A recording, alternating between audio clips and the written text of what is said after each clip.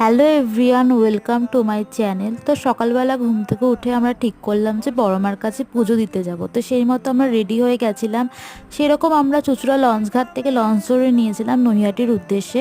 তো নৈহাটি লঞ্চঘাটে নেমে 5 থেকে 10 মিনিট হাঁটলেই হচ্ছে বড় মার মন্দির। তো আমরাও সেইভাবেই চলে গেছিলাম। তারপর লঞ্চঘাট থেকে নেমে কিছুক্ষণ হেঁটে বড় মার মন্দিরে যাওয়ার আগে দেখলাম যে অনেক বড় লাইন। তো সেই লাইনে দাঁড়ানোর আগে আমরা হাত ধুয়ে নিয়েছিলাম আর পুজোর ডালিটাও নিয়ে নিয়েছিলাম। ডালি নেওয়ার পর দেখছিলাম যে লাইনটা কতটা বড়, লাইনটা অনেকটাই বড় ছিল। তখন আমরা একদম শেষে দাঁড়িয়েছিলাম। তারপর না লাইনটা আরও অনেক বড় হয়েছিল। আর সকাল থেকে দুপুর হয়ে গেছিলো, চারপাশটা পুরো ফাঁকা হয়ে গেছিলো। কিছুটা এগাতেই আবার দেখলাম যে মায়ের অনেক ফটো বিক্রি হচ্ছে, দেখে খুব ভালো লাগলো। তারপরে দেখছিলাম যে মন্দির থেকে আমরা তখনও অনেকটাই দূরে দাঁড়িয়েছিলাম, আর কখন যে মায়ের দর্শন পাবো আর কখন যে মায়ের কাছে পুজো দিতে পারবো সেটাই খালি ভাবছিলাম। তারপর যা হবে সেটা তোমরা নেক্সট পার্টে দেখতে পাবে। ওকে, বাই, টাটা।